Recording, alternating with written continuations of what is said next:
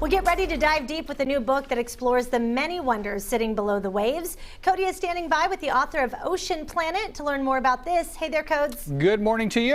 Patricia Newman is joining us right now to talk about this book. Now, Patricia, let me give everybody at home the Jeff Bridges quote, because Jeff Bridges said this about your book. Are you ready?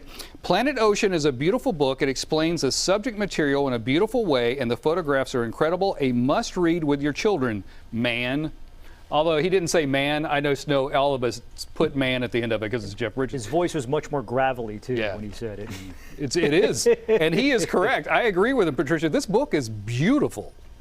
Thank you. Thank you. I love it. I think it was a heart book for Annie Crawley and myself, and we poured everything we had into it. Why is this subject so important to you?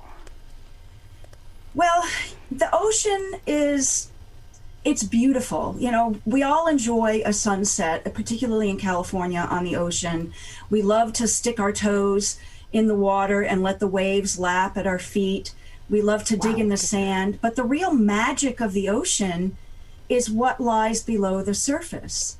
It makes oxygen for the air that we breathe. Breathe in and you breathe ocean. It makes our weather. It makes our food.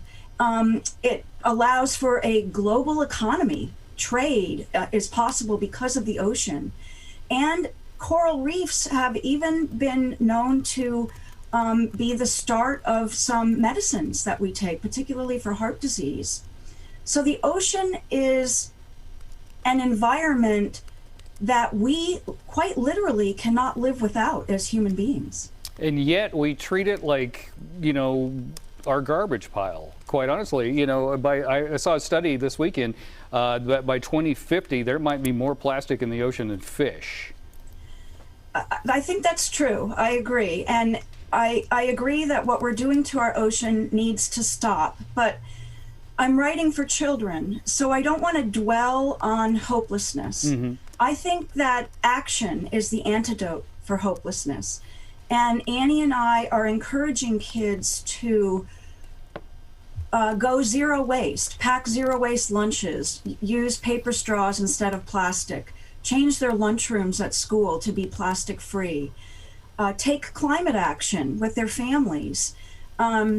We want them to eat more sustainably to help protect the ocean, eat sustainably caught fish, for instance. And we especially want kids and their families to raise their voices for the ocean. Vote for people who care about our sea. Vote for people who will help protect our environment. Write letters to them. Make your voice heard. I was having that conversation with my son last night, as a matter of fact. I was like, okay, buddy, you're 16. We're putting a lot of pressure on your generation to help us get this fixed. So I love it that you're getting young kids to think this way as well. Is there a favorite part of the book for you? Is there like one section that you just absolutely love? I particularly love all of the people's voices in the book. We've interviewed something like 20 or 30 people for this book, and their voices are heard. From the Pacific Northwest, we interviewed scientists and a member of the Lummi Nation.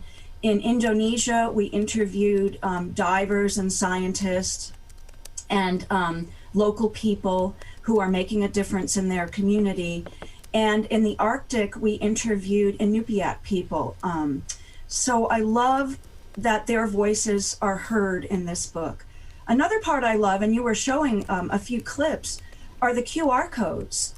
This is an ocean book that has a below the surface perspective.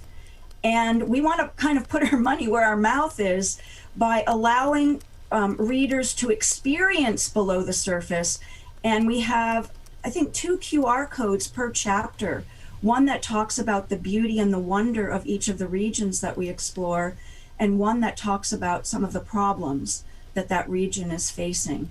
Well, so Patricia, kids can really get immersed. When all this is reading. over, we got to have you back in the studio, because I could sit here and talk to you for hours and hours and hours. Thank you so much. Where can we get the book?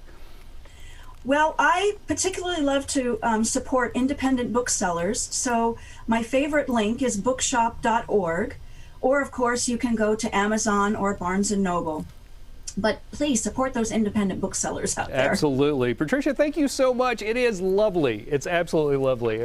I'm so glad you guys did this, but it was a lot of research. You guys did a lot of work. A lot of work. Lori, back to you.